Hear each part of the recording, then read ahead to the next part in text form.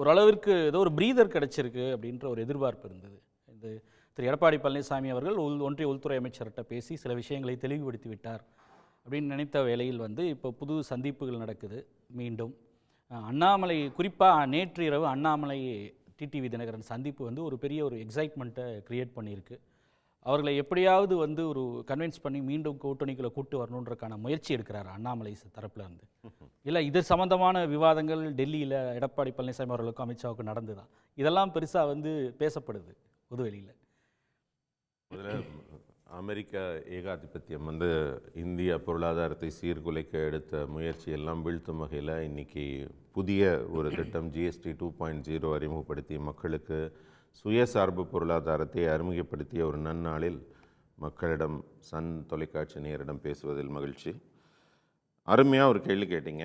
அது கேட்கும்போது தெரிஞ்சது உங்களுக்குள்ள ஒரு பெரிய திரைப்பட இயக்குனருக்கான ஒரு களம் இருக்குதே, இப்படியெல்லாம் கூட ஒரு ஸ்டோரி பில்டு பண்ண முடியுமா, இப்படி ஒரு செய்தி ஆசிரியர் இத்தனை நாள் ஏன் தவற விட்டோம் அப்படின்னு யோசிக்க வச்சிங்க.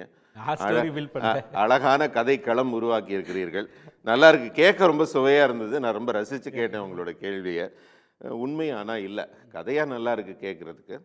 அதாவது தொடக்கம் முதலே நம்ம பாஜகவுடைய கூட்டணி அதிமுகவுடன் இணைந்த நாள் முதலே எதிர்க்கட்சி, குறிப்பாக திமுக அதன் கூட்டணி கட்சிகளுடைய முதல் நிலைப்பாடு என்னவாக இருக்கிறது என்றால், இப்படி ஒரு கூட்டணி அமைந்து விடக்கூடாது அதனால் என்று சொல்லி ஏகப்பட்ட தாக்குதல்கள் பல்வேறு முனைகளிலும் இந்த கூட்டணியை சீர்குலைப்பதற்கான பல்வேறு முயற்சிகள் எடுக்கப்பட்டன.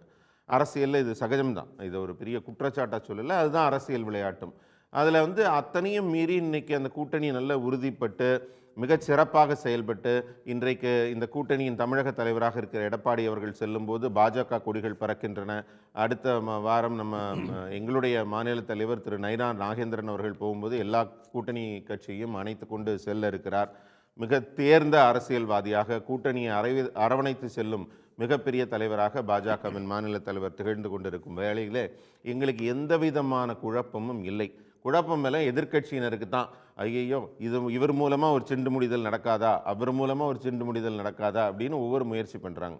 ஆனால் அது எல்லாமே அதிமுகவின் தனிப்பட்ட அவங்க கட்சி விவகாரங்களுக்குள்ள பாஜக என்றைக்குமே தலையிடாது. எங்களுடைய நோக்கம், கொள்கை எல்லாமே கூட்டணி மிக வலுவாக உறுதியாக ஒற்றை புள்ளியிலே திமுகவை எதிர்க்கும் அந்த உணர்வு குன்று விடாமல் தலைவர்களும் தொண்டர்களும் இணைந்து செயல்படுத்த வேண்டிய திட்டங்களை மட்டும்தான் நாங்கள் தொகுத்து வகுத்து கொண்டிருக்கிறோம். அதே விஷயமாக தான் எல்லாரும் சந்திப்பு நிகழ்ந்து கொண்டிருக்கிறது. மிக விரைவாக அந்த திட்டங்கள் வகுக்கப்பட்டால்தான் அது கடைக்கோடி மக்களுக்கும் சென்று சேரும். இந்த கேள்விகளோ விமர்சனங்கள்லாம் எழுவதற்கான காரணமே டிடிவி தினகரன் அவரோட சொன்ன விஷயங்கள் தான், அவங்களோட ஸ்டேட்மெண்ட்ஸ் தான். திரு எடப்பாடி பழனிசாமி அவர்கள் சிஎம் கேண்டிடேட்டாக இருக்கக்கூடாது, அண்ணாமலை இருந்தப்போ சரியாக இருந்தது, அவரை நீக்கிவிட்டால் நாங்கள் மீண்டும் வருவோம், அண்ணாமலை சரியாக செயல்படுகிறார் அப்படின்லாம் சொன்னதுனால அந்த பின்புலத்தில் இந்த சந்திப்பு நடக்கிறதுனால தான் இன்னைக்கும் வரைக்கும் ஒரு அண்ணாமலை பிஜேபியில் இருக்கக்கூடியவர், மதிக்கக்கூடிய தலைவர் தானே, முன்னாள் தலைவர், ஒரு இன்ஃப்ளூயன்ஷியல் லீடராக தான் இருக்காருன்னு தானே இப்போ கருதப்படுது. அதனால தான் இந்த கேள்வியெல்லாம் எழுது.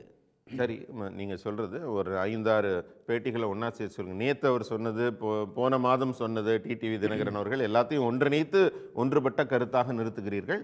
ஆனால் அதாவது கருத்தியல்புகள் பார்த்தீங்கன்னா, தேர்தல் ஆகட்டும், கூட்டணி ஆகட்டும், ஒருத்தருக்கு ஒருத்தர் செலுத்தக்கூடிய இணக்கமான சூழல் ஆகட்டும் மாறிக்கொண்டே இருக்கும். இதே நாங்கள் ஒரு ஓராண்டுக்கு முன்னாடி எங்களுடைய கருத்தாக்கம் அண்ணாமலை அவர்கள் இருந்தபோது வேறையாகத்தான் இருந்தது.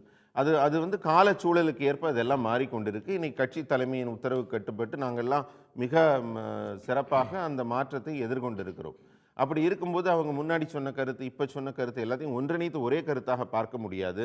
ஆனால் இலக்கு என்னன்னு பார்த்தீங்கன்னா, அது எங்கள் மாநில தலைவர் ஒரு நயினார் நாகேந்திரன் அவர்களோ, மற்ற கட்சியின் அடுத்த கட்ட தலைவர்களாக இருப்பவர்களோ, முன்னாள் தலைவர்களோ, இலக்கு பார்த்தீங்கன்னா இந்த கூட்டணியை உறுதிப்படுத்துவதை நோக்கித்தான் சென்று கொண்டிருக்கிறது. அதில் எந்த மாற்று கருத்தும் இல்லை. அதனால அது ஒரே ஒரு கேள்வி, டிடிவி தினகரன் அவர்களும் ஓபிஎஸ் அவர்களும் கூட்டணிக்கு வரணுன்றதை இப்போ விரும்புதா இல்லையா பாஜக மீண்டும் என்டிஏக்கு? நல்ல கேள்வி. இந்த கேள்விக்கு நான் முக்கியமாக பதில் சொல்லணும். ஏன்னா இப்போ கடந்த கூட்டணி அதை அமித்ஷா அவர்கள் அறிவித்த காலத்திலேருந்தே மிகப்பெரிய சர்ச்சை என்ன ஓடிக்கொண்டிருந்து, இதே அரங்கத்தில் நம்மெல்லாம் பேசியிருக்கோம்.